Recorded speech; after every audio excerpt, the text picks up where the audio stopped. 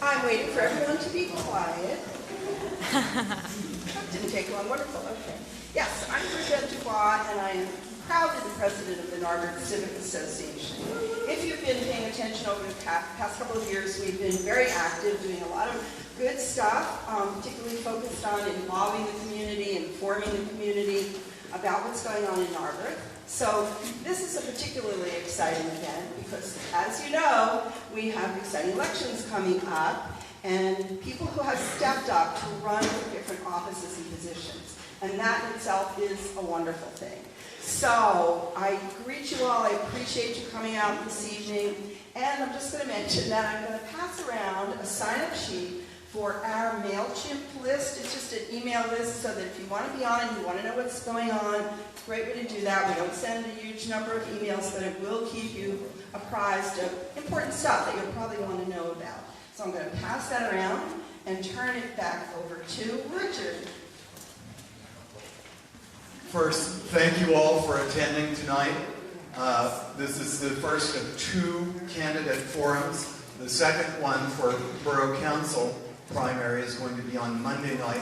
That will be at Borough Hall. First, I'd like to thank our candidates, our Democratic candidates for mayor, Andrea Deutsch and Bob Wakebright, for being here tonight.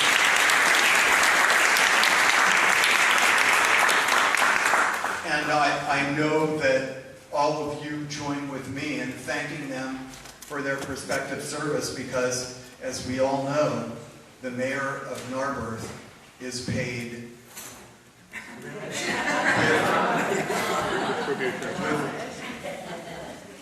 just our satisfaction and nothing else. So it is, I hope that it is a thankful job, and I hope that we join in thanking them. Okay, let's talk about what we're going to do tonight. The first thing that is going to happen is that the candidates are going to give speeches. They are limited to 5 minutes. After their speeches, we have solicited questions from the community and from our board. There are 27 questions. The candidates are going to sequentially pick numbers out of the envelope. They will be asked that question. They will have 2 minutes to answer. The candidate who does not answer the question first will have 2 minutes to respond to that. After we do this for an hour or so, we will take a break. And then after the break, we will open the meeting to questions from the floor. You will be asking using this handheld microphone. Each of the candidates will have a microphone to answer you. Okay, with that, Andrea?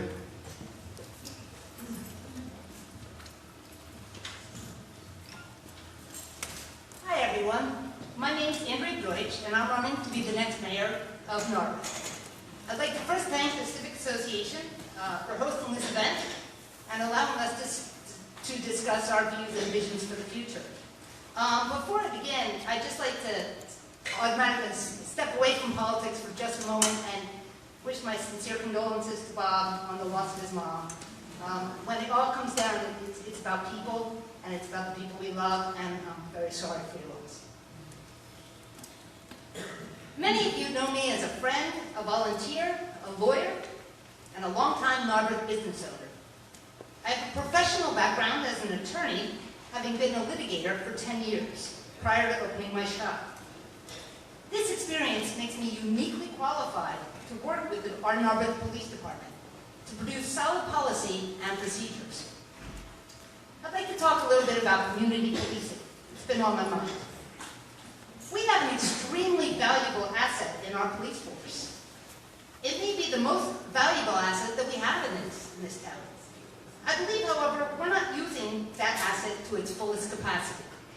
Our residents, businesses, and kids need a better connection to our officers. I have been doing my homework, and the data is clear.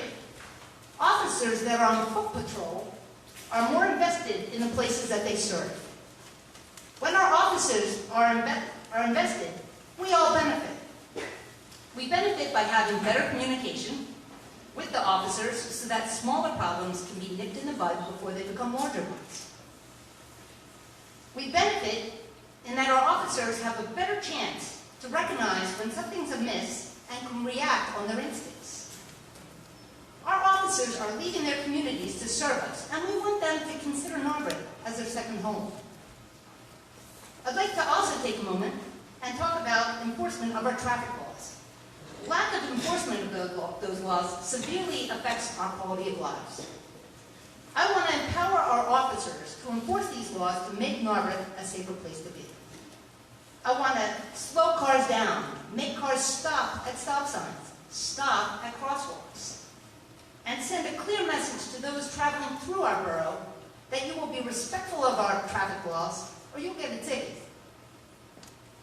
I want to create a strong communication and collaboration between the officers and the mayor and borough council. I served on borough council, and I know what the job entails. I also worked with the Civil Service Commission to hire 3 of our newest officers who are currently on the force. I was at that table when those decisions were made. They are great professional assets to the borough, and I want you to get a chance to know them as the great professionals they are. I'd like to say a few words about working with our Public Safety Committee. We need to work together to collaborate on policing policy and budgeting practices. Together, we'll work on good patrol coverage, keep a watchful eye on officers' overtime, and work with the Lower Merion Police and our emergency management teams to keep us safe and keep the force efficient. I would also like to make sure that officers have the continuing police education that they need to make the borough the safest it can be. Currently, there's no evidence that our officers are up to date on the latest education of de-escalation, also known as use of force, DUI evaluation, or new pursuit procedures. I want them to get up to speed on where they need to be for these and other issues. And I want to make sure that anyone placed in the supervisory role has the training they need to do that job well. But the mayor's role is, while it's substantially about being supervisor of the police, there are other aspects as well. She can break a tie in the event of a tie on borough council. With 7 members, it doesn't happen often, but it can. She can also issue a veto in the event that it's necessary. I believe the mayor has a responsibility to use that veto power in a very judicious fashion, and only after a thorough understanding of the issues involved and the potential consequences of taking a veto. Finally, the mayor has an important role in fostering civic pride and encouraging residents to come together in dialogue about issues in the borough. My background as a 20-year resident, as a lawyer, as a longtime business owner, borough council member, library board member, and longtime volunteer in general in many Narberth organizations gives me a unique and well-rounded perspective on how to best steward Narberth into the future.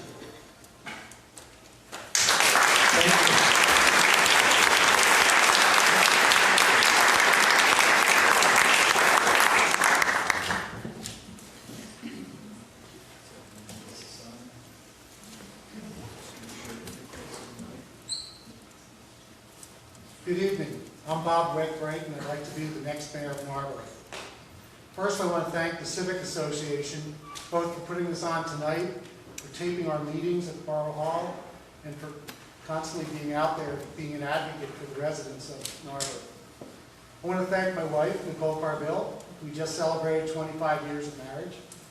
I want to thank my daughter, Anna Wakebright, who will be graduating from Temple University on a week from today. And I want to thank my son, Oscar Wakebright, who just finished his first year at Penn State in landscape architecture. I also want to thank the friends that I've made all across Narberth, from the guys on the Greeks golf team, the friends in my poker circle on the front porch, the folks who shared our babysitting co-op when we were younger and our kids were younger, and our community-supported agriculture group that was on our porch every Thursday or Friday for many, many years. Who serve on our boards, be it the rec board, the volunteer fire department, and several of the other boards that people volunteer once, twice a month, come in, give us their expertise, and share their efforts and knowledge with the rest of the borough. This is what Narberth is about. It's about volunteering. It's about being part of the community. I want to thank the residents who come to our borough council meetings. I want to thank all of you tonight. This is a lot of people who are invested in Narberth and really want to make sure that going forward we have the right decision for mayor. So thank you all for coming out. I want to thank the residents who volunteered at Earth Day, the Dickens Festival, the Memorial Day Parade, the 4th of July Committee, and the 4th of July Day. That's, again, more effort, more volunteers, more community. I want to thank the residents who host their block parties. We'll be having a block party on Marion Avenue this weekend.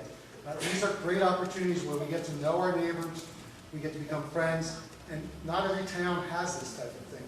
Every block in Narberth seems to have their own block party that they feel is extremely special.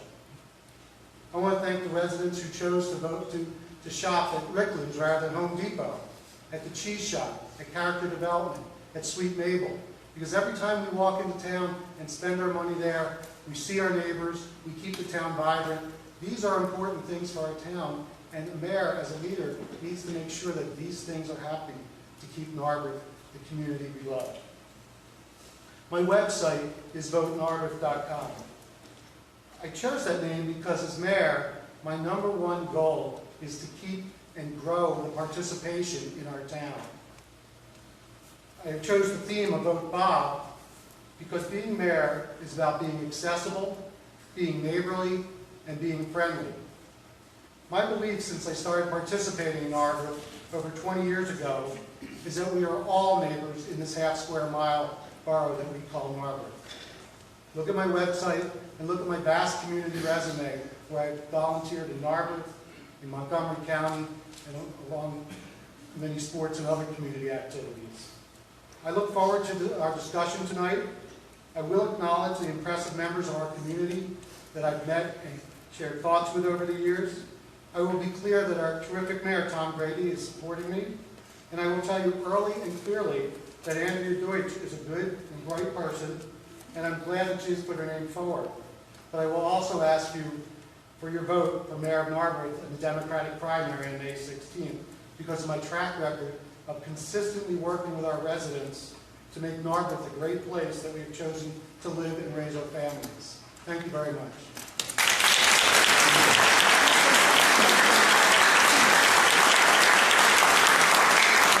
All right, let's, for those of you who are standing, let's see if you can find some seats. There are, I see. Raise your hand if you would, if you're sitting next to empty seats, because there's plenty of seats, There's folks. plenty of so- seats. Come on down to the Come front. on. You don't want to stand for another hour. I Okay. there, here, there. Thanks. Andrew, do you want to stand to answer questions, or do you want to just hold the mic? I'd like to say.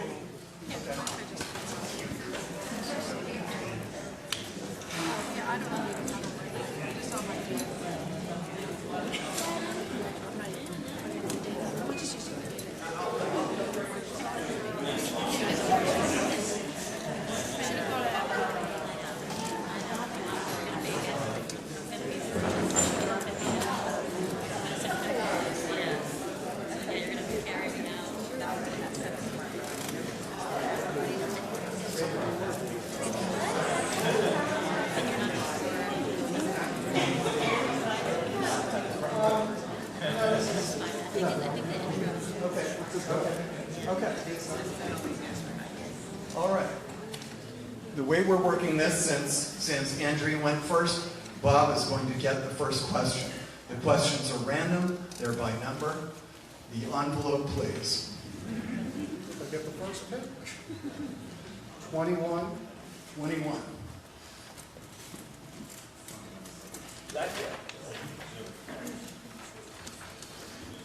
What will you do to encourage Narberth Police to engage more with our community?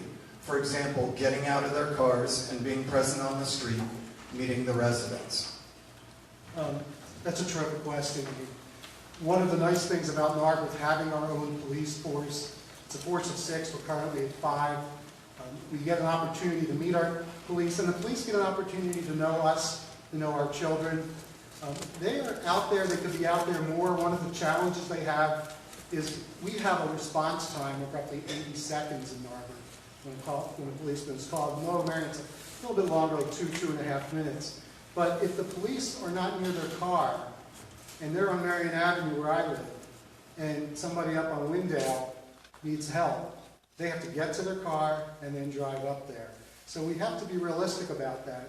The alternative would be to have 2 police on the shift, which of course is an expense that I'm not sure people want to grow the police force too much bigger. But the police, they have bikes, and that's somewhere that they know we want them to do this. And I think it's important that the residents come out and say hello to the police when they are walking around.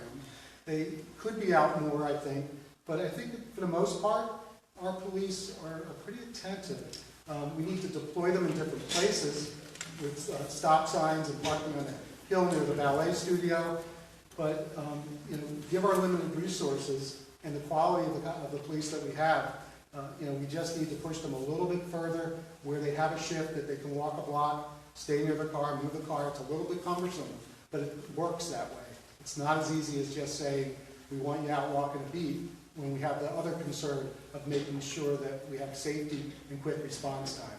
Thank you. Andrea, would you like to respond? Sure. Again, I would like to encourage our police to engage in community policing. And like I said in my opening, what studies have shown that when police know their neighbors, when they walk around, they're more approachable, and neighbors feel more comfortable approaching the police and saying, hey, Sean, it's not an emergency, but I noticed something's happening at my neighbor's house. The lights are weird, the mail's piling up, and then our officers have an opportunity to look into things. They also have an opportunity to have instincts about what's going on.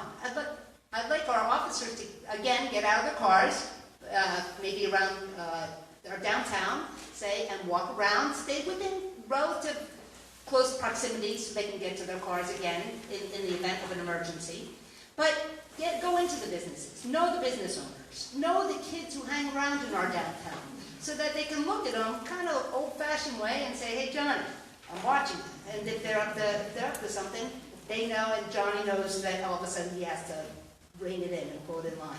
So I think it's best when our community members know the police and have an opportunity to be familiar and approach them, as opposed to them sitting in their cars in one of the parking lots, in, say, a Viva parking lot for 20 minutes or an hour, which is what I often see them doing. Let's rotate them around, get them out, let people feel comfortable with them, and then with the people. Okay, thank you. Your turn. Get it? B4. Right. See, we're playing bingo. Did you bring your bingo cards? No? It only goes up to 27, though, so I don't think anybody's really going to win.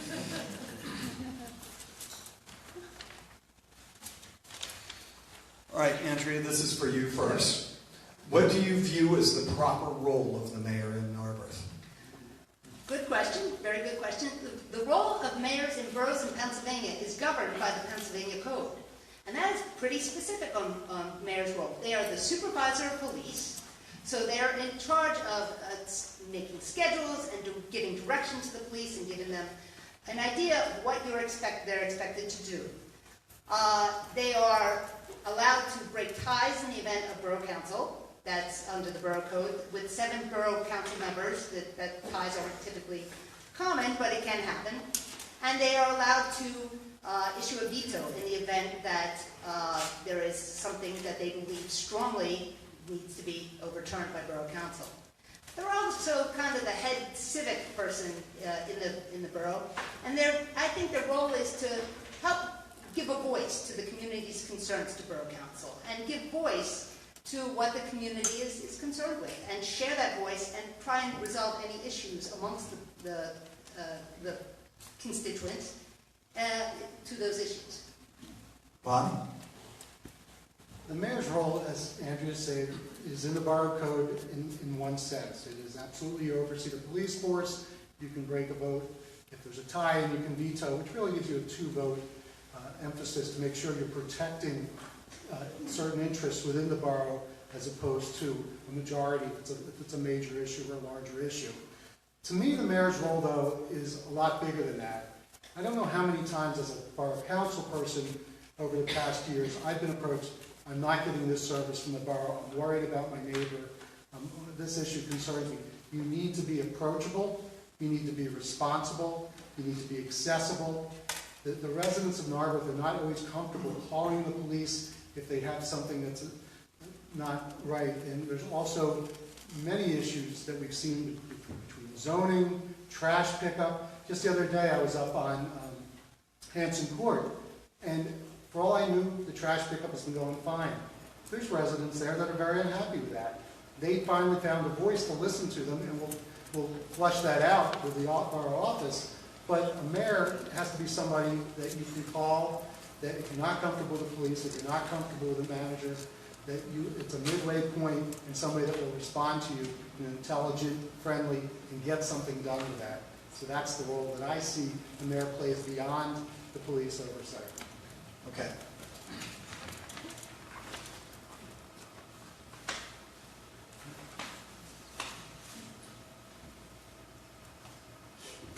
Number 10. Number 10. I should have put sticker lines. Every week, the Mainline Times publishes police reports from Lower Merion Township. A number of years ago, police reports from Narberth Borough were also included. They haven't been for several years. As head of the police force, what will be your policy for the publication of police reports of crimes and offenses? That's something I would change. I think we have a very transparent internet. We have, Mainline Times is one function.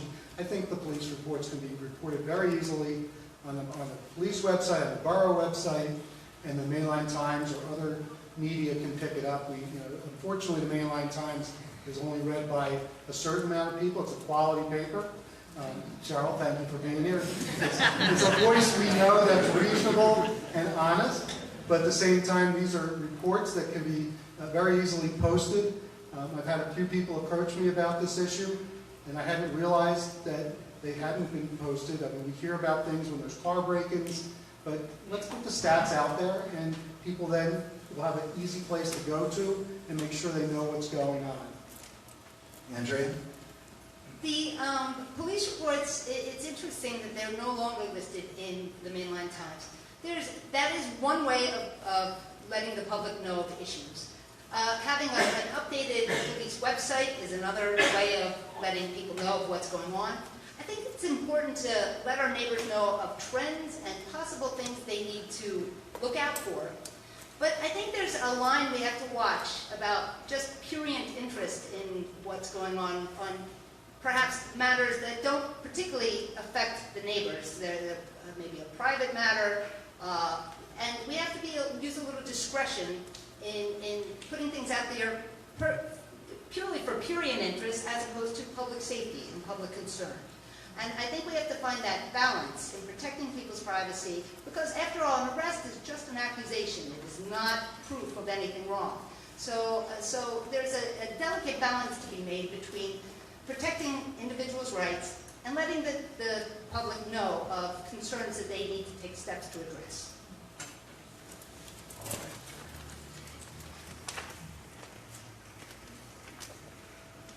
18.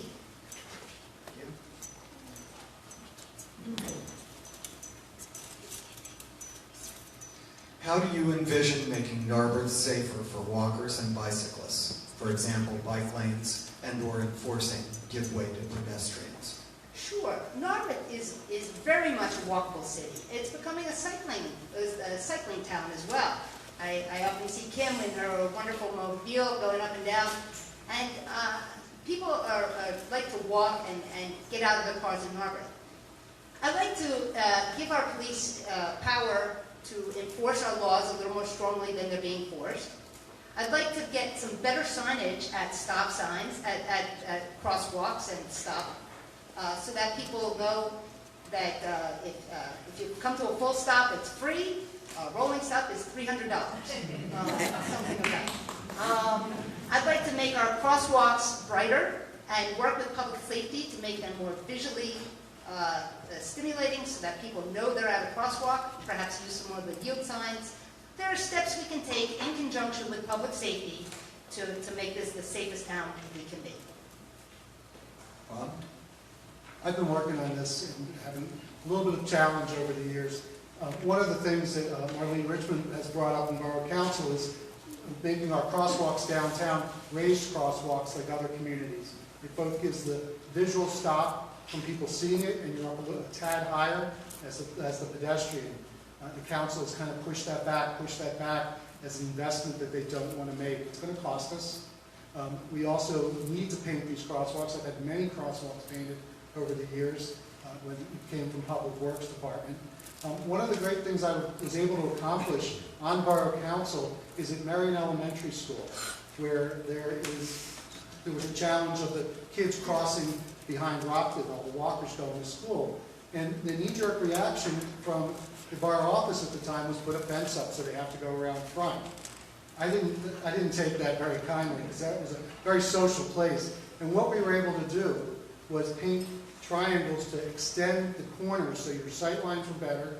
We got a crossing guard in, which we were able to negotiate with Lower Marion School Board, and so they're paying half, we pay half. And now we've been able to maintain a really social place, make it much safer for our children. And so that experience of walking to school has been a terrific one for our residents and our kids. This can be done elsewhere. We have a crossing guard over by St. Margaret's that is there. We do need more patrols near the stop signs. But I think it's really the preventive, proactive action of making sure that it's as visible as can be. Andrea? Oh, I thought it. Oh, I'm sorry. I went first. Yes. Oh. I need to keep that track. Is that what you think? Thank you. What changes do you plan for the Narberth Police Department?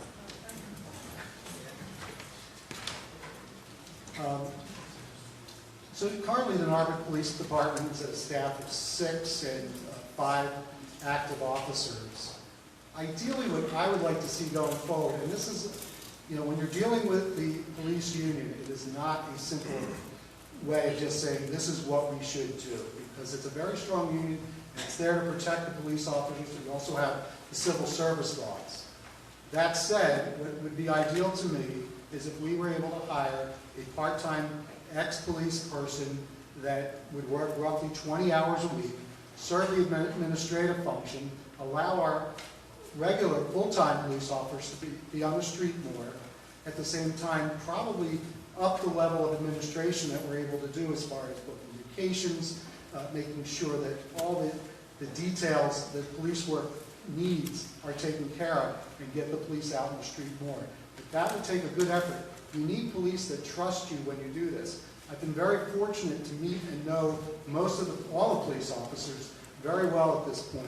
And I think that's the type of thing, having that history of being in the borough, of defending our police force over the years as an independent police force, that I can accomplish because I can work with them and work with the union at the same time. And you only get that by having a history with the individuals that are out there. Andrea? I have had the good opportunity to participate in the hiring of the youngest 3 members of the police force, as I said before.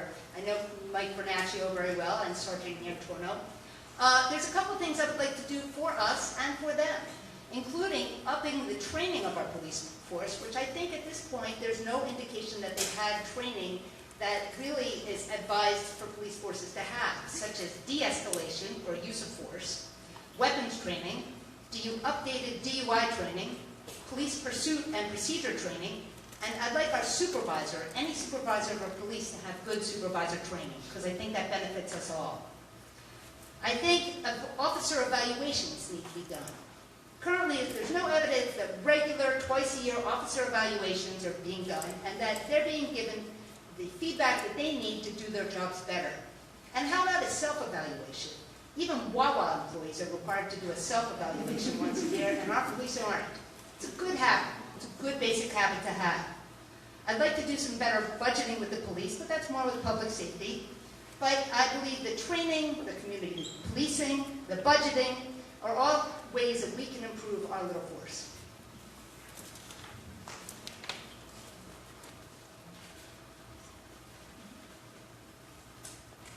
13.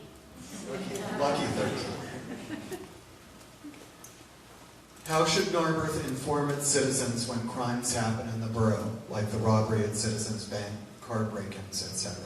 Okay, so that a little bit goes back to the updating of the police website and keeping people informed. If there is something that will affect people, such as a pursuit in progress or something that could directly affect them immediately, there's Flash, there's a Narberth News Flash. There are a couple ways of getting it out as best as possible. Ron? Yeah, the police have plenty of social media opportunities if they choose to do that. It really depends if they have to assess and evaluate. Is this Citizens Bank robbery or whatever it may be that you discussed and brought up as an example? Is that broadly relevant? Is it likely to happen again? Are they in communication with the Lower Merion Police Force and other adjoining police groups? And that's one of the things that's really important about our police force and its relationship to Lower Merion Township's police force. We have a memorandum of understanding which gives the police force a lot of different things, the key being the backup from Lower Merion, detective services from Lower Merion, lockup services from Lower Merion. And any of these type of things that occur, Lower Merion Township police would be involved. They come into the borough probably about 3 or 4 times a month, or a week, it's a week actually.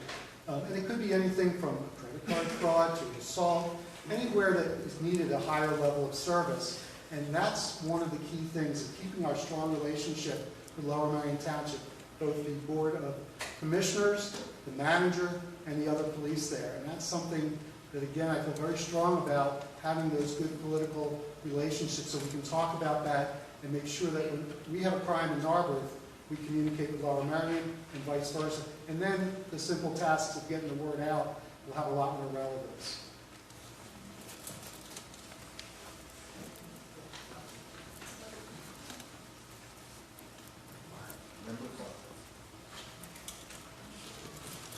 Do you have any specialized education, training, or experience that qualify you to be mayor of Narberth?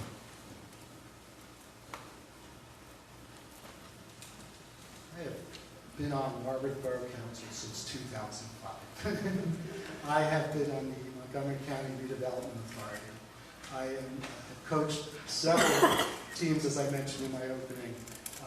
The qualification for mayor of Narberth, being on Borough Council, is immense. We have gone through over the past 12 years some pretty serious police issues, which, it's a family evening, but at the same time, we've had to have 2 police officers no longer work for us for inappropriate, perhaps even further behavior. Those things are very delicate matters. And having that experience, gone through that, and recognizing what we don't want that to happen again in our hiring, in our oversight, in our communication with our police, that type of institutional knowledge, that type of experience is really critical. We heard that Tom Grady was not going to run for mayor again. My first instinct with a couple others was, who can we get to run for mayor? And we talked about a handful of names. One of the people that I really liked the idea was Cindy Rickards. She's got incredible education in police items, and she's a professor at Drexel.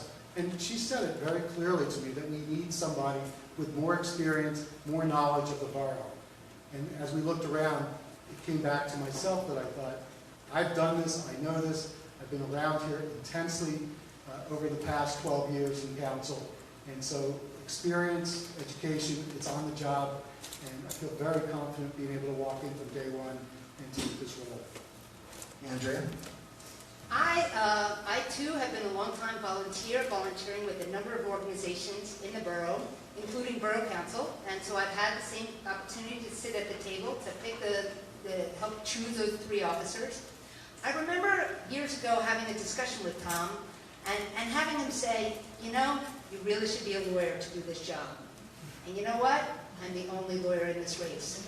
I have a judicial doctorate from Temple University from 1992. I was a litigator for 10 years. I did liability work. I did employment discrimination.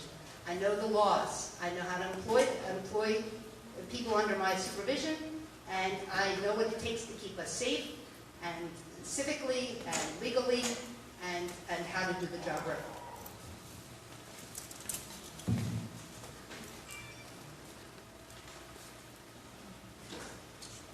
It's either a 6 or a 9. I warned you about that. We're going to say 6. Oh. We could. But there's another one in there that looks just like that. All right. Why are you running for mayor? Great question. I am deeply invested in this community. I've been coming to Narberth since the early 1970s, when I was a kid, going to Giuliani's for a dinner, buying shoes at Tumino's, going to the 3 arcades, which nobody can remember as a kid coming here, going to Mates. I love this town. I'm a longtime resident. I'm a longtime business owner. I am deeply invested in what this community becomes and how it develops. I feel like I'm in a really good place to steward this community into its future. I'm running for mayor because I'm more invested in this town.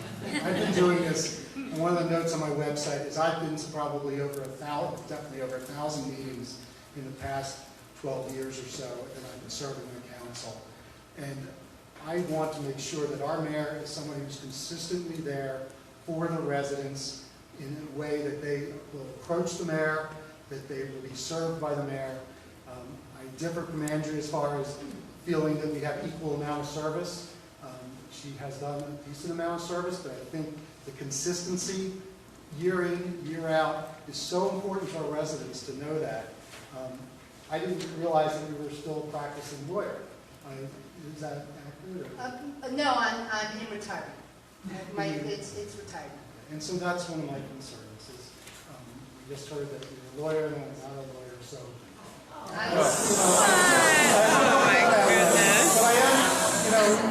have to find out because some people told me a lawyer, some haven't. I don't know. My law degree is in retirement. I've been a business owner for 14 years in this town.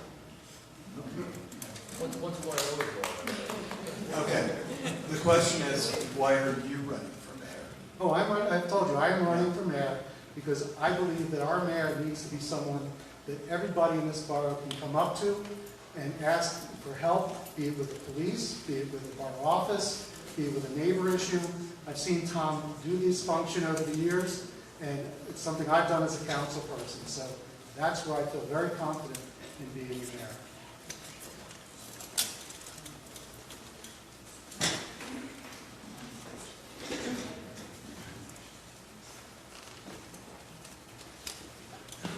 What role, if any, should the Lower Merion Narberth Democratic Party play in the Narberth mayoralty election? Well, in this case, I think the party should have nothing to do with the primary, and they did exactly what I asked, which is good. I'm sure Andrew probably asked the same thing, I don't know. But when they interviewed candidates to see if they wanted to do an endorsement, I said, I do not want an endorsement. Either it's for me, for anybody else. I think the residents of this borough have a right. We're a small enough town.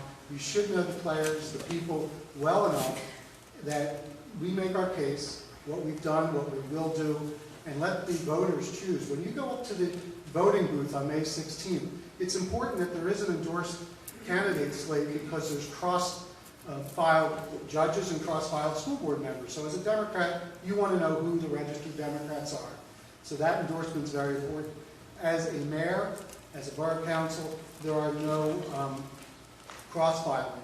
So that extra bit of endorsement would be a bit of a challenge. I'm part of the Democratic Club. I've not been as active as I've been in the past. It's a pretty quiet club. You've got the club, and you also have the Democratic Committee of Lower Merion and Narberth, which actually has the empowerment to do the endorsement through the county process. So there is a big difference between the club and the party. Andrea? I agree with much of what Bob has said. I too am part of the Narberth Democratic Club. I'm one of the past presidents of the club, part of the service I've given to the community. I'm comfortable with an open primary. I think Bob and I have both shown a love of this community. We've shown it in different ways, but I think the community has a choice to make between our styles and what we have to offer. But I'm okay with an open primary and the fact that they have just interviewed us and made sure we understood what it was to go through the process, and then let the primary play out as it went.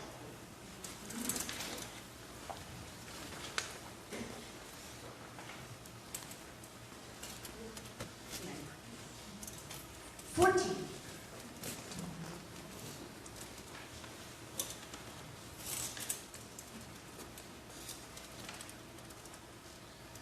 Do you think that the police should monitor our see-click-fix system?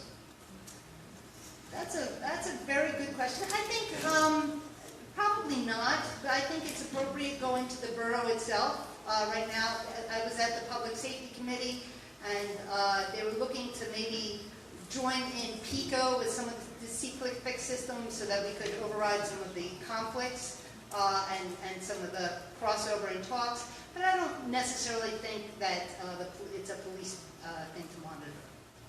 Bob? The see-click-fix thing has been a very interesting challenge. We just had a long discussion at the Public Works Committee. It's a good mechanism for people to geographically point out where there is an issue.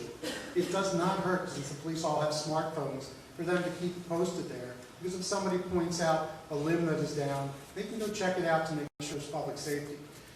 To be a vehicle for people to report crimes or concerns is probably a bad idea, because there is a certain level of anonymity when you do report on see-click-fix. So we wouldn't want people to have that faith or trust that if they put someone on see-click-fix, the police would be there.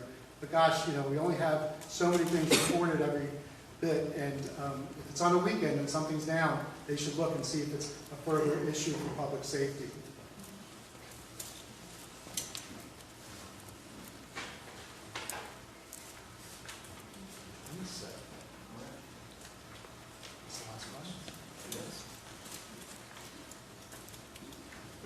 How do you view the role of mayor in regarding the use of a veto of an action of borough council? How much influence should the mayor have?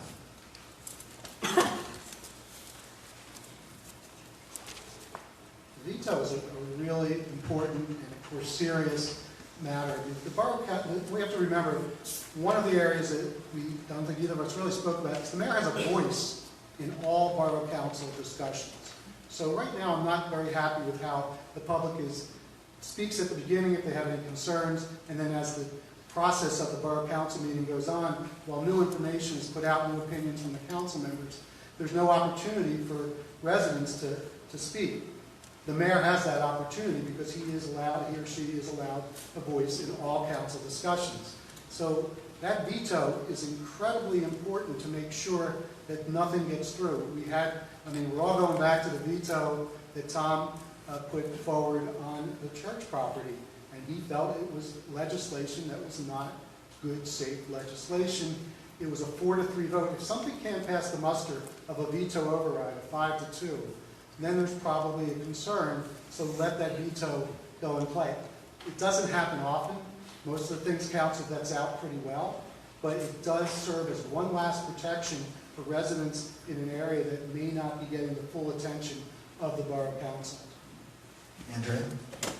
The veto is a vehicle for the mayor to use under very specific, extreme judicial understanding of what's going on.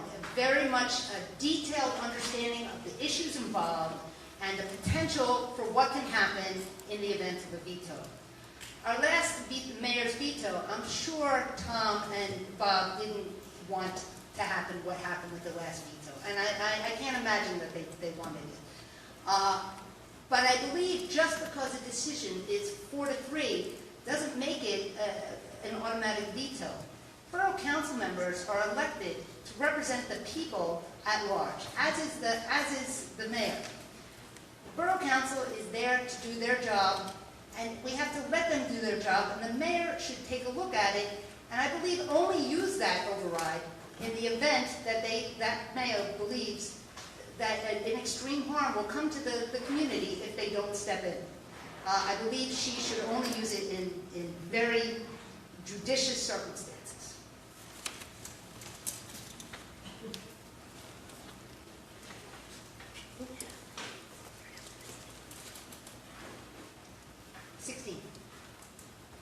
And that's 6 points. That is,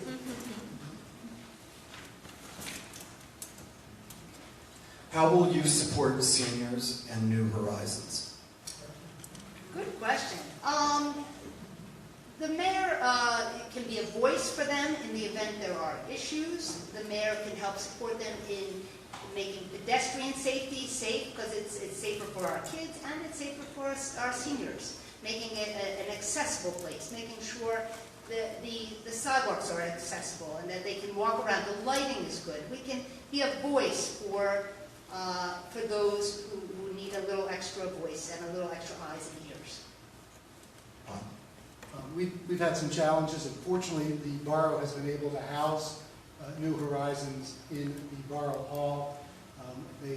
We could not find a way to make a rent approachable for their budget. It was something I was kind of disappointed in. It was a reality that the building where we housed the old Narberth School that had rents was something that we were trying to find a way, but did not work. Seniors, this is an aging-in-place community. So we've got the safety issues, things like raised crosswalks, like I mentioned before, better corner vision, our police watching out for seniors, making sure our streetlights get changed, coming around to the seniors' homes if there are people that are concerned somebody might live far away from their parents, whatever, and they haven't heard from the parents. Those type of things, which aren't necessarily police duties, are things that a mayor can influence the community and the police to help a further step. My father-in-law just moved to the community recently. He's in Thomas Wynn, so he's technically not in Narb, but he's in there. And so I just saw him. He was riding his bike, and those things that to make sure that he's safe. It's great to see how New Horizons has welcomed him. They give them so much good advice. If they weren't part of our community, I don't know where he would be. He saved on his health care. He found all kinds of ways to use public transportation and a gym. It's a really important community asset that we have New Horizons. Taking care of our seniors is a progressive democratic role that we need to take care of, and I'd be very much for advocating anything we can do to help our seniors.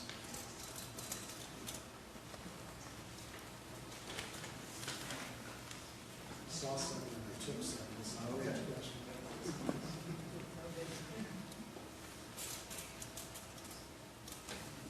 What goals do you want to accomplish as mayor?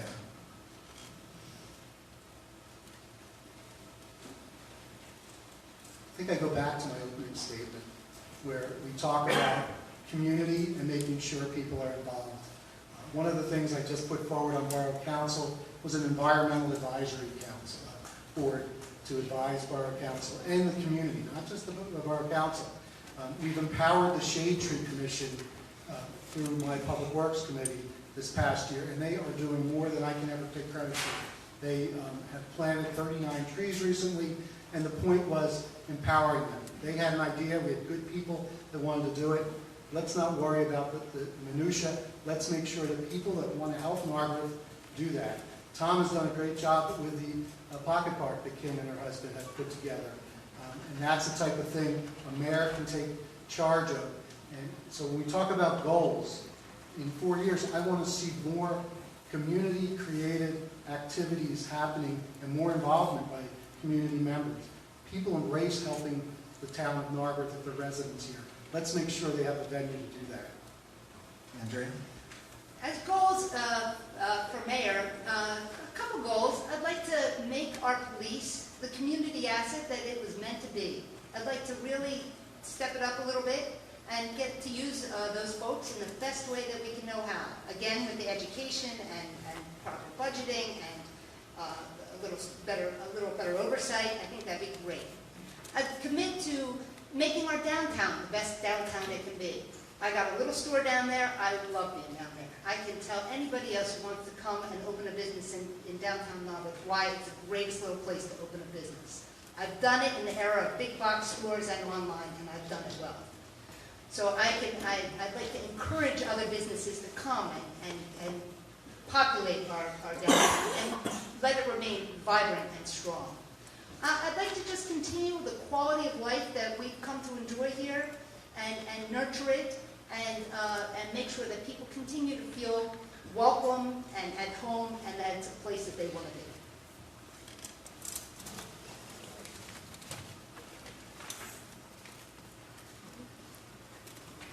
Eight.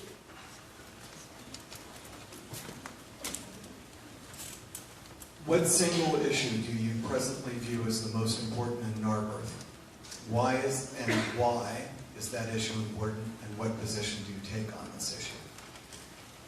There are a couple issues. Again, getting our police force up into the state that I believe Narberth deserves, and I'd like to do that. And the economic health of our downtown, maintaining it, preserving it, and even growing it. Those are the two. And as I've said before, I've indicated the ways I'd like to improve on our police force, and I've indicated the ways that I think I can be of benefit to our downtown economics. Bob? I hate to say parking and traffic, but parking and traffic are so important to be able to maintain this town.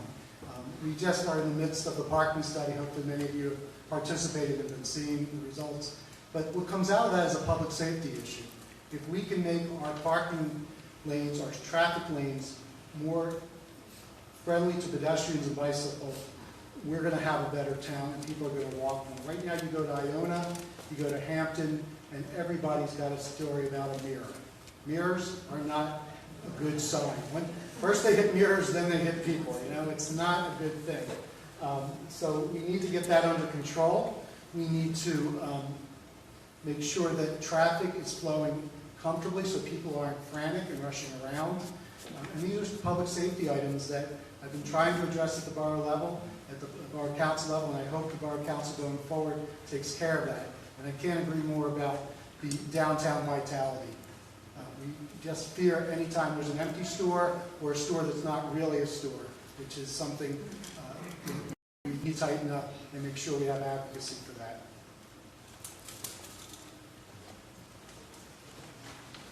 I think we're going to do two more questions.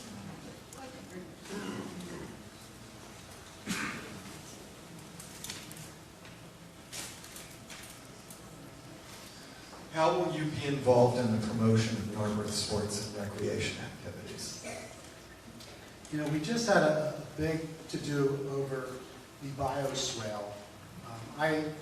Give you a list of, I ran the Narberth soccer program for years. Having a place where our kids can go walk down, especially the young ones, because the field is only so big, is very important. Melissa O'Connor does an incredible job running the Athletic Association.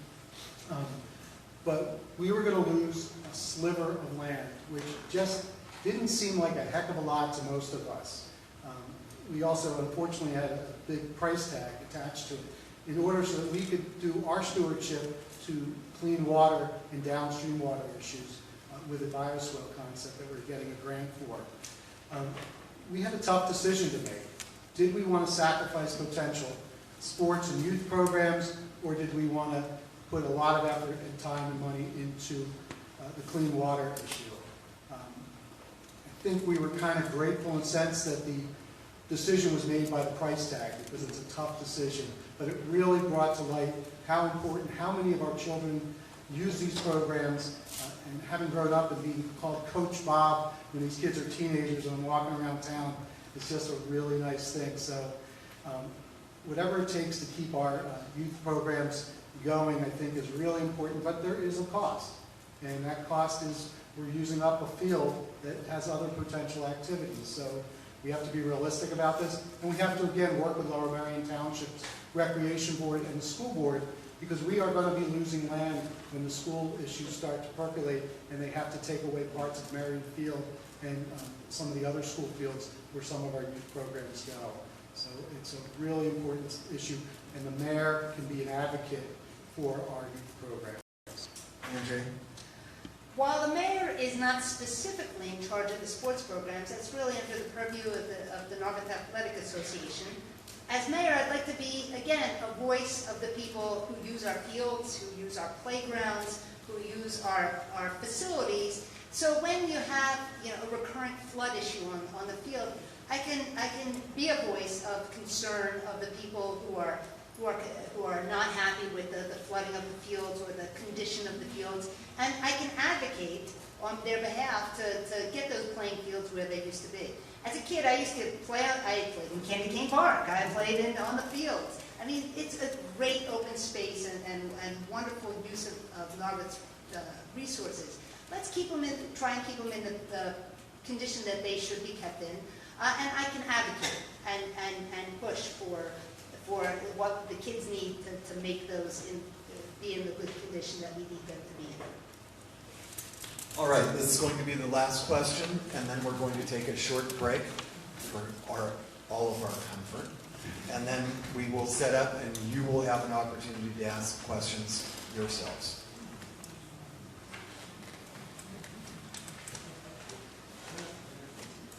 The other says. Well, that's perfect. We got them both asked. They're both in. That's only fair. What should be the relationship between the mayor and borough council? I believe in open communication. I believe in a collaborative effort to try and work together to solve problems. I don't believe it should be adversarial. I believe communication, transparent, and I would like it to be such that we can discuss and work out problems. One of my last volunteer activities, I was on the board of alum of Friends Central.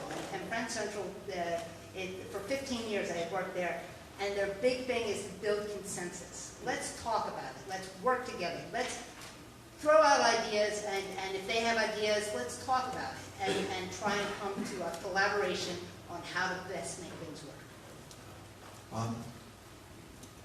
Having been on Borough Council for as many years as I have, I think we have a terrific relationship with the mayor, and I would extend that relationship.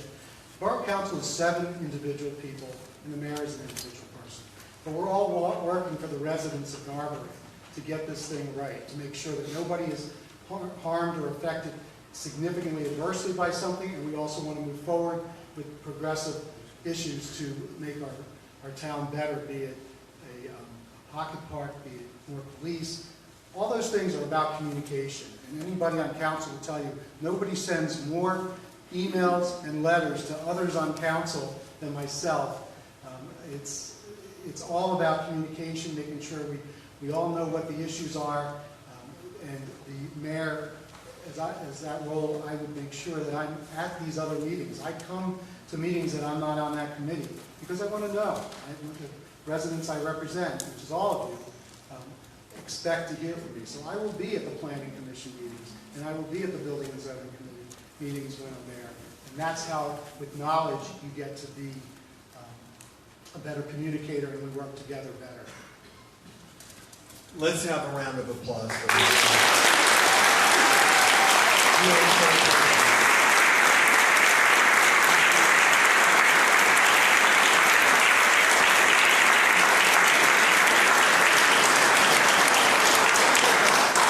All right, we're going to take a break, let's say to 8:07 by that clock.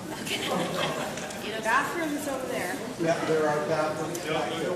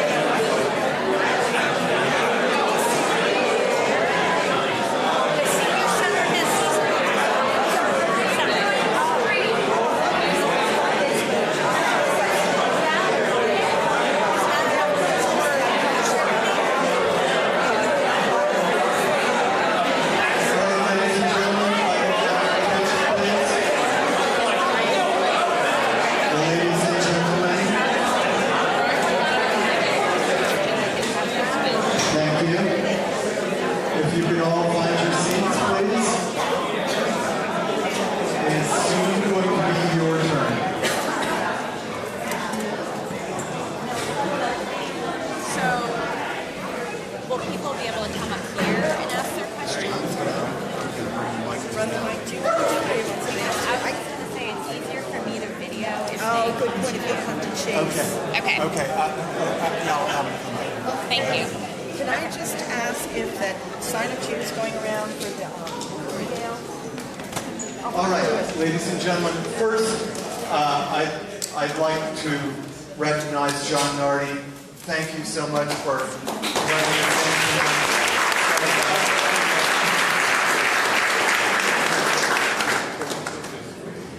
What we're going to do, I think, so that we can get this on videotape, so that those videotape,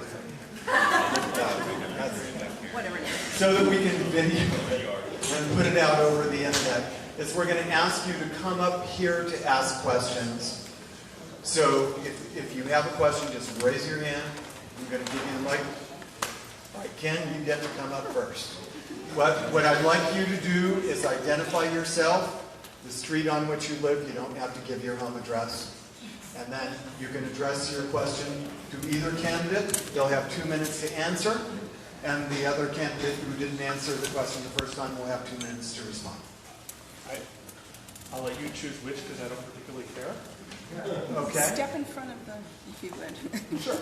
So my question is, please give an example of a decision or a vote that you have made in the past in one of your leadership roles that you later felt was the wrong decision after you learned more information.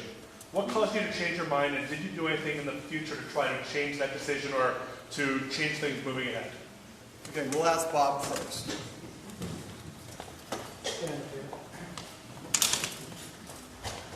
You can ask my wife, I've never made a wrong decision.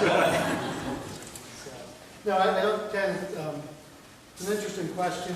I haven't really dwelled or thought about things that may have been different in the past. I mean, there's a lot of different things we talk about and decide on Borough Council. There are areas that we've had, but I'm not going to say I'm perfect by any means, and she'll vouch to that. But I will say, we are constantly learning, and that's one of the advantages of all the years I've been on council. In the world of startups, there's always the saying that you hire you invest in the person that's failed because they've made those mistakes, so they won't make them again, most likely, or they shouldn't. So assume because I've been doing this for so long, I've made all the mistakes that you want to hear about. Thank you. Andrea? So I can't think of a specific example of where I really regretted the decision. I can remember being on Borough Council and really angsting over the money to spend on the bridge, whether it was the right decision at the time, and there were so many pluses and so many against. And every time I finally came to a decision, somebody else would come to me with a different viewpoint, and I'm like, oh, how did you think of that? So I really try and see things from both sides. I try and make the best decision at the time. And sometimes I learn afterwards that I could have done better. I can't think of a specific example right now, but I always try and learn. And I always try and see things from both sides. I'm pretty good about that, to try and be the voice of Solomon, come down the middle and find an answer that will work for most people. Come on up.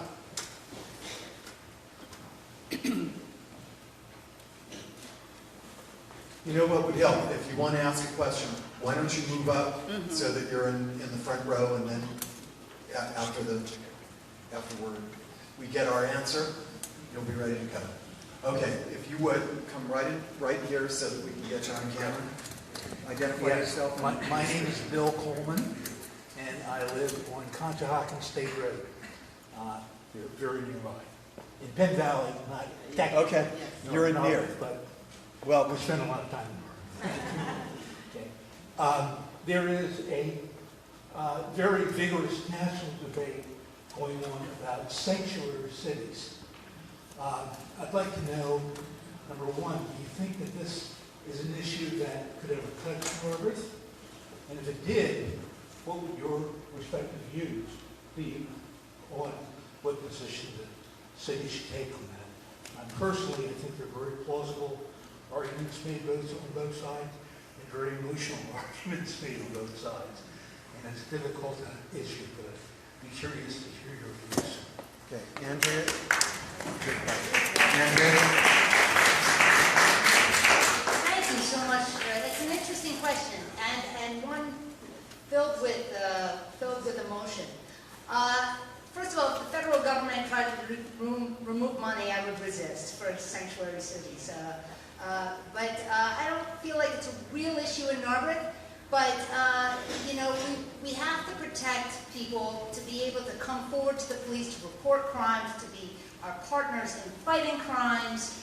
And when we remove that protection, the police lose a lot of their ability to do their jobs. And I also don't want our police to be used in ways that they're not meant to be used as enforcement agents on behalf of the federal government. I don't believe it's an appropriate use of our resource. Bob? Sanctuary City of Narberth. The concept of sanctuary cities is something I'm very much in favor of. I like what Mayor Jim Kenney in Philadelphia is doing. I have to say, it's one of those questions I don't ever see happening in Narberth. At the same time, I recently brought up the idea of fair districts, fair voting districts, as a resolution from the Borough Council. Hopefully we'll have it in front of the council at the meeting on the 17th. And the first question is, well, does a resolution matter? Can Narberth do anything about this? And I think that's one of the leadership concepts that comes into play when you're the mayor. And you see a social issue or a larger, broader issue that does affect us down the road, and as long as it doesn't have detrimental effects to the borough specific, and one that is realistic to the larger voice of the residents of Narberth, and especially, this is a case where the guidance of Borough Council, I don't think you have a mayor advocating for one thing, and you have a council that says that's not really what we look for here now. So, I appreciate the question. It's maybe not Narberth enough, but as long as you asked it, I think sanctuary cities where they make sense, which is any city that is affected by immigration issues like we're talking about, are a positive thing. And I'm very proud of Mayor Jim Kenney for doing that. Okay, would you stand up so that we can get you on camera? Good evening. My name is Michael Telberg. I've lived in Narberth since '89. I ran for mayor over 20 years ago. I owned the Narberth Laundromat for 12 years. My older son works at the Narberth Library. Very, very vested in this community. What street do you live on? On Dudley. What I'm really concerned about, and pardon my back, but let's see if I can do it this way. There's a lot going on around the borough, commercially, residentially, Whole Foods, the traffic, the people, the apartments that are going to open up on Wynwood Road. This is a very critical election. And I think what personifies that, and that's why I came here tonight, because it's all tied into what's going on and what's going to transition.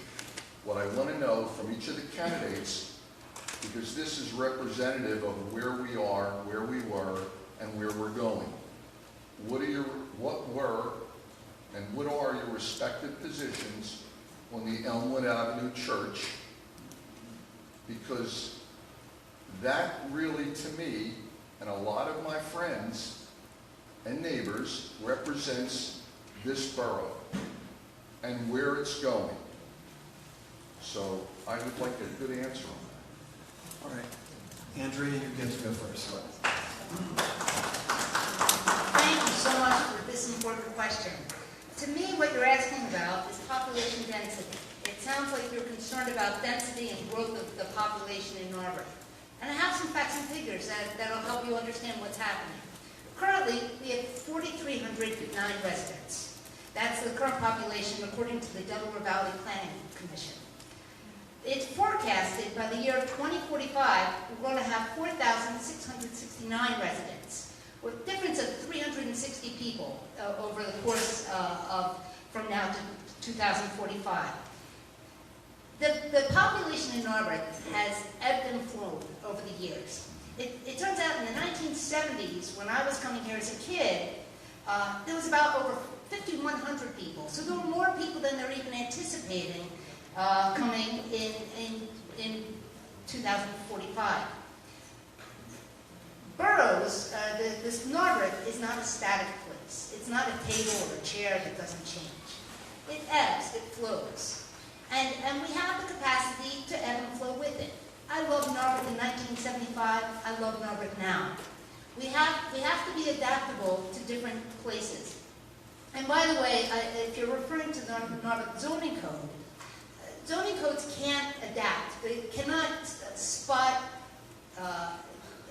litigate, or legislate to have zero growth. They must allow for some growth, and they must allow for different types of housing. And yes, we're losing a precious structure on the south side, and I'm very sad about that.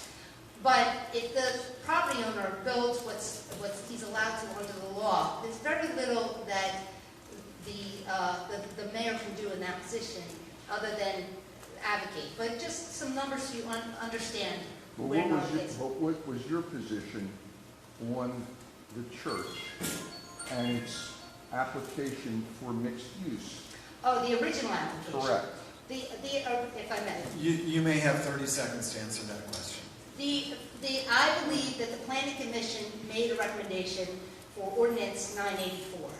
And I believe that was done with thoughtful planning, and the Borough Council passed it, and I believe that would have allowed it. The parking study that was recently done backs up that there was plenty of parking that would have accommodated that use, and I think it's a shame it didn't happen. So you were for keeping it and having the mixed use? And having mixed You were use. okay. I Okay. Bob? Michael, first of all, thank you for staying involved in the town that you have. I mean, it's great to see. Well, too many people have too many things on me. So, the Elmwood Avenue Church and Ordinance 984 and the form-based code is really the overall thing. And can we deal with mixed use? Is it a good thing or bad thing? I personally am for mixed use in a way that is controlled and contained. The challenge I had when that came forward to the Borough Council, the legislation said that we had to treat that zoning, which stays with the building, not with the owner, it had nothing to do with a specific owner, but we had to treat that with what could happen in there. And so what could happen in there, according to John Walco, the borough's lawyer, is they could maximize as many people working there as they want. They could have 50 to 55 employees and 5 parking spots. I differ on what the parking study shows us. What we needed was a way to have those people park somewhere else if they wanted to work there, but still at 50 people. If you go see the Schusters on Elmwood Avenue, there's not parking spots in front of their house. They're about a half a block down. There's plenty of parking spots in front of my house in Marion, so we could have found a way to push 3 or 4, 5 or 6 cars during the day. But that wasn't what 984 read to me. It was 50 cars, no rules about where they would park, and that's something that zoning was not safe. Obviously, I didn't want that church to come down. I still don't want it to come down. We've had a form-based code that gives the owner everything he asked for, 20 to 25 employees, 5 apartment units. It's under the form-based code right now, and he could have that and could have redone that. It's been there for a year. Thank you. So I'm Catherine Kurtz. I live on Dudley Avenue. And my question follows a little bit on this gentleman's question about sanctuary cities in a different way. The world is changing all around us, and most people think of Narberth as a little white enclave here on the main line. And I wonder if you conceive yourself as mayor doing anything to let the larger population, cosmopolitan population that surrounds us, to let them know that people of all kinds are really welcome in Narberth, and that a more diverse population would be something that would be good for the town and good for everyone. So I wonder if you could see yourself as a spokesperson for that idea.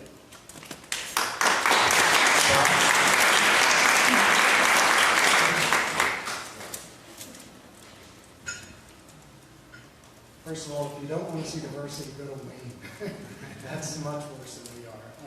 But no, we need and should have a much more diverse population in Narberth. It used to be if an African-American couple and child moved into the borough, the police would know exactly who they are, and which they felt was a good thing because they knew it was an ARB, but at the same time it was kind of weird to single them out and not good. And I've spoken to people about that. Our police, as we've recruited and hired them over the past few years, are much better set in the sense of understanding diversity. We don't have a housing stock. We have an economic diversity issue also, which is a big problem. Our housing stock starts essentially at $350,000 or $400,000. So that means you're filtering who's coming in, and ethnicity is an issue, but diversity of economic backgrounds, the type of people, can blue-collar workers, can laborers live here?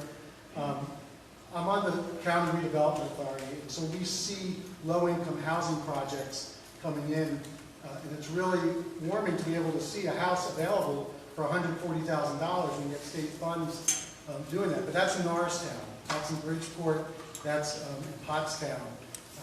It was tried in Lower Merion, and I think the house value was roughly $450,000 for an affordable housing. So we have issues there of diversity. I keep a fairly diverse group of friends and colleagues where I can, but that's just, it's really about the police, about the community, making sure we're all welcome and nobody's being singled out. It's a good question. I don't have a strong answer, but I know it's a serious concern. Andrea? I would completely welcome diversity in Narberth, and I believe we all become richer when we're exposed to people who aren't copycats of us. And I can tell you, Narberth from the 70s was extremely diverse. And I believe both Bob and I would break barriers as the first Jewish mayor of this town. I think that's going to happen. Yes. So that's one barrier broken. So I think having different housing styles and housing availabilities opens it up to different populations. I believe in sensitivity training and training of our officers so that people are not discriminated against for the color of their skin, but as Martin Luther King said, the content of their character. People should, I believe in democratic values and treating people equally. And if people feel welcome to come here, I believe they'll be more inclined to come here. And I would be wholly in favor of opening it up and making our friends and neighbors feel like this is just as much their home as it is ours. Hi, my name is William Coleman. I live on Conshohocken State Road. Now, this is kind of a question kind of relating to diversity and acceptance. I am an LGBT advocate, and I am happy to say that my school district is one of 15 to have a protection on for gender expensive. It's one out of 15 of Pennsylvania's 500 school districts. So out of 500, less than 15 have a protection on gender expansive students. So transgenders or non-gender conforming, etc. And I'd like to hear how you feel on a protection for people. For example, a transgender person using the bathroom that coexists with their identity rather than how they were born, and such as in public facilities.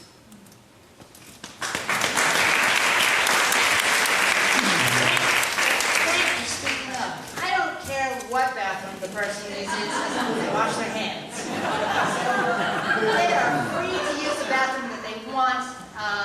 I want people to respect for one another for who they are, for what they believe. Again, I want people to feel comfortable and not be judged, and be happy to come here and again feel welcome to become here, no matter what their sexual orientation is. And I would embrace protections of the LGBTQ community.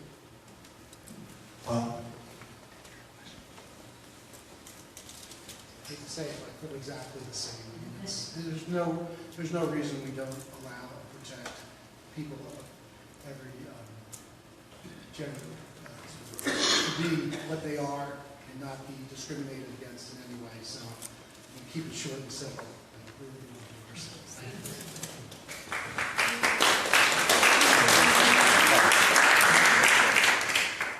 About here? Perfect. Thanks. Good evening. My name is David Wicks. I live on Forest Avenue. And since NARB Earth Day, I've had a burning want to understand better our single-stream recycling and relationship with Advance. From what little I've learned in the last week, it seems a very high percentage of things collected during single-stream recycling are ending up in landfills. I've heard of numbers from 40 to 60%. So I'm admittedly ignorant, but I'd like to learn what each of you know. Thank you.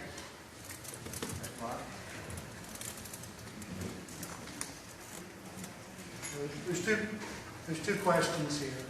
First, the concept of single stream, and then second, what's happening once Advance takes it.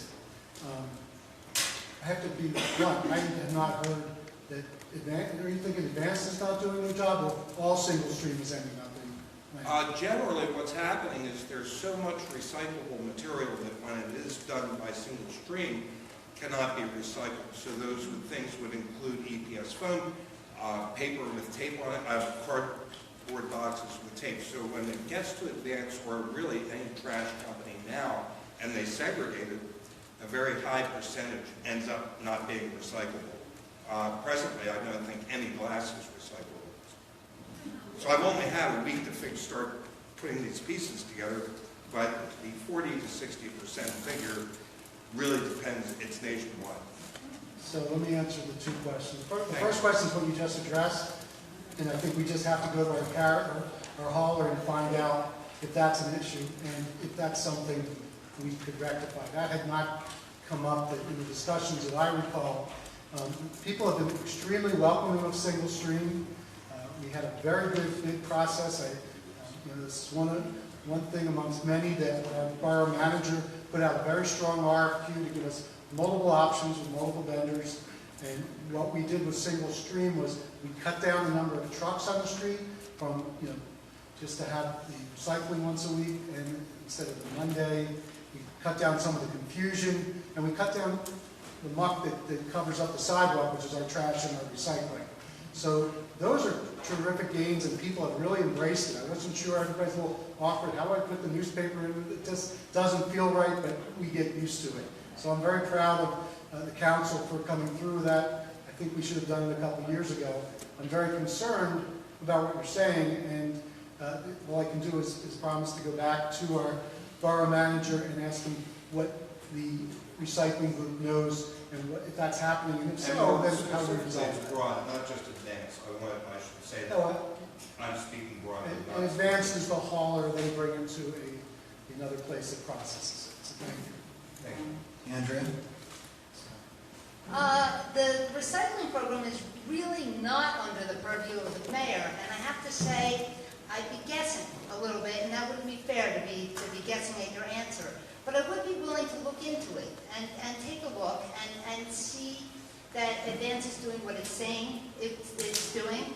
And if it's not, that's a problem. And we would have to see how to address the problem and make it better. But that would be something, really, I would encourage the members of Borough Council to look into, as they are the ones that instigated the contract with them. Who would like to ask a question?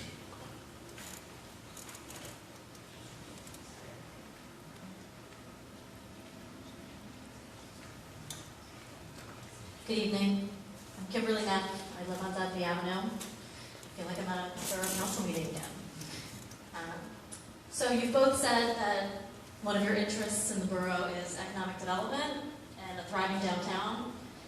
I'm a candidate for Borough Council, and I've stated in my platform that economic development in the downtown is very important to me.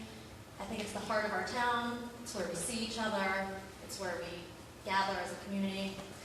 So I know that also is not part of your responsibilities necessarily as mayor, but I'm curious, what are some strategies that you could imagine supporting that might support and guide the development downtown? All right, Bob, you're up first.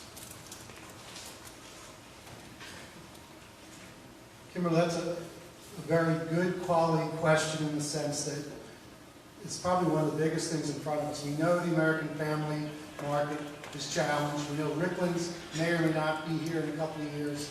We know the face of retail is changing, and we need to get ourselves together on that. It's come in front of Borough Council.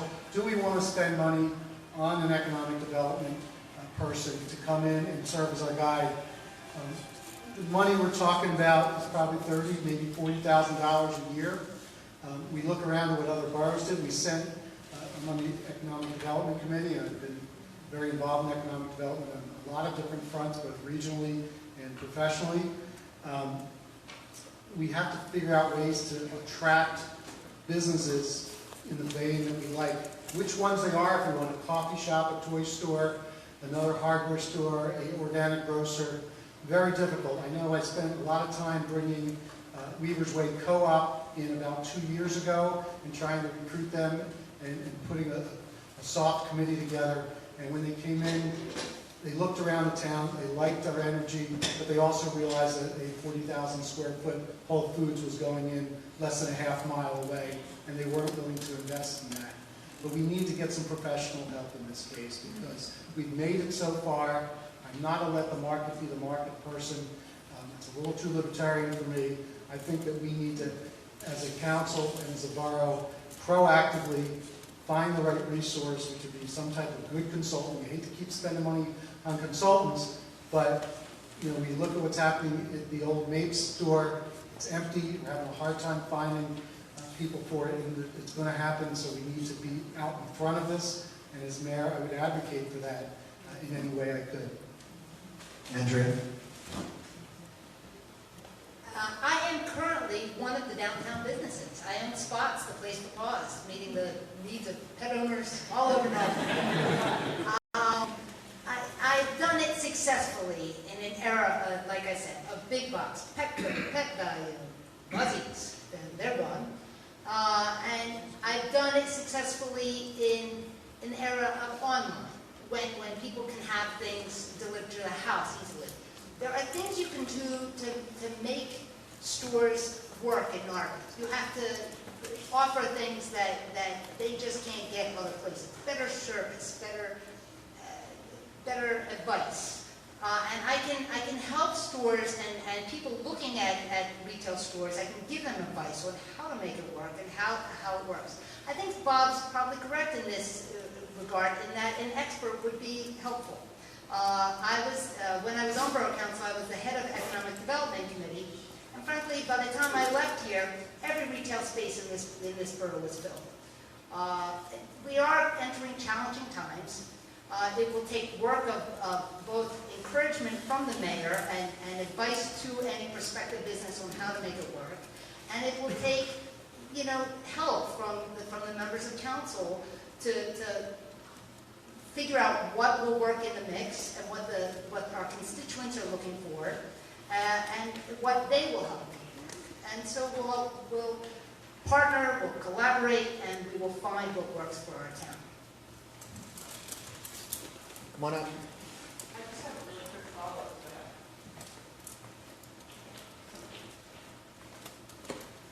Sorry, hopefully this will be a really quick one, just a follow-up to that question. Could I identify yourself? Yes, my name is Mary Miliozzi, I live on Iona. I'm new to Narberth, and as a follow-up to the question about downtown businesses, I was wondering if you are both committed to maintaining only small or cooperative businesses in the downtown, such as we have now. In other words, like not putting a Starbucks there or something. Andrea? I would love to keep independent stores in downtown. I think that gives us our unique individual character, and I think individual stores that are attracted to a place like Narberth. I think the layout of the town, the parking, doesn't necessarily attract big box stores and chain. But again, it's partly up to the property owners and the people who rent those to make those decisions. So it's not the type of place that tends to draw chain stores, but it nurtures the independence. And I think, I don't know that I can commit, because that's a property owner's prerogative, but I would encourage. Bob? I'm a 100% believer in independent, small, locally owned stores if we could do it. There are some ways you actually can do it through the government. Not perfect. We looked at this a few years back. Somebody was talking about a potential Verizon store coming in. And one of the things you do is you put signage in the code so that what's easy, typical, and indicative of not indicative of a chain store, you can do it through your signage and zoning code. So that's something that we could look at a little bit further. Again, with a retail recruiter, if we did that, they would know what to look for. Fortunately, you're right to some level, the demographics of Narberth do not attract most of the chains, but chains are being flexible. We see what happens with Target, how they're downscaling their store size. We see what that CVS going in, where Whole Foods was, what they did to our pharmacy with the Rite Aid. These are things that we got to get out in front of and push our zoning and planning a little bit further if we want to keep this as an independent. These are the things that give us character. We need to differentiate ourselves. So when we have a store like Character Development or the Patisserie, the French Bakery, or Sweet Nabel, you don't see that there are similar type of stores, but there's not 10 of them. So when you go to Media or to Ambler, there's where the opportunities are. So we have to identify regional communities that are somewhat similar, not as good, but somewhat similar to Narberth, and see what we can do to recruit and attract some of those businesses to the borough. Thank you. We have time for a couple more questions. Anybody else? Going once? Twice? I think we're ready for closing remarks. Thank you, candidates.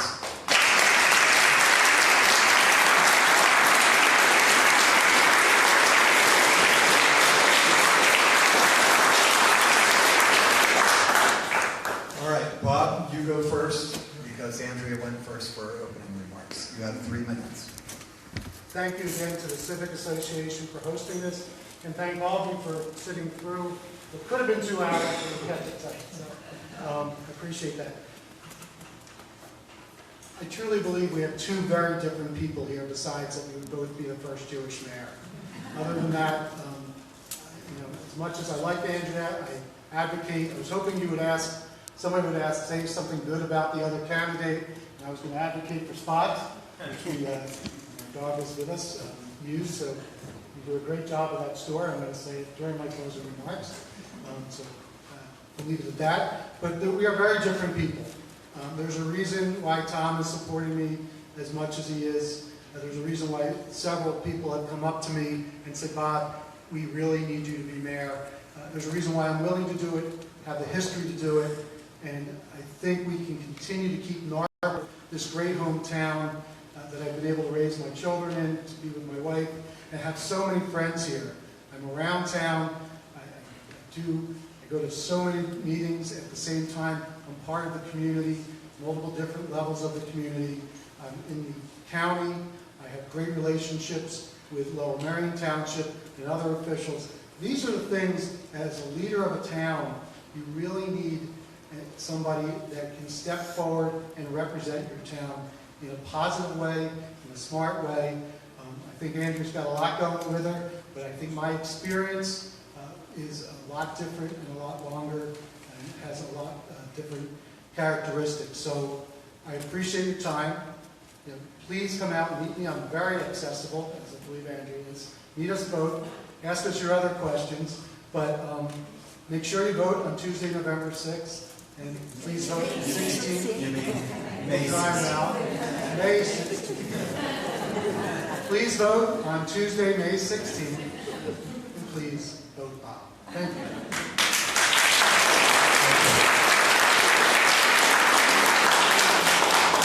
Andrea? I'd like to thank the Civic Association for putting on this forum. It's been a pleasure. It's been a pleasure meeting everyone and seeing all these faces that I know and love. It's been a pleasure being with Bob and having this discussion and knowing that in this town we have two people that love it enough to want to take stewardship of it. And gosh, Narberth is a one lucky town for having this opportunity. And kudos to Narberth. You know, I believe that my background as the longtime resident, as a longtime business owner, as a lawyer, retired or not, give me the unique capability to do well in this town. And Bob has his supporters, and I have mine. And many of the people that have worked on Borough Council over the years are supporting me. So you have a choice. You have a choice to who do you want to be the face of your town? Who are you comfortable with, has the vision to guide our police in the right direction? Who has the vision to guide our economic development in the right direction? Who's going to be the great steward of this town that it deserves?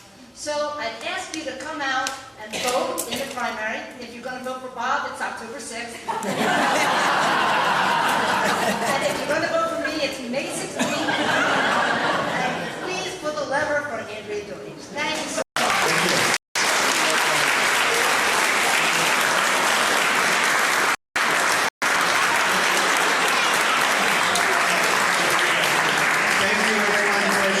Don't forget that the Borough Council Forum is Monday night at Borough Hall, 7 o'clock. 7 o'clock. Oh, we can do this.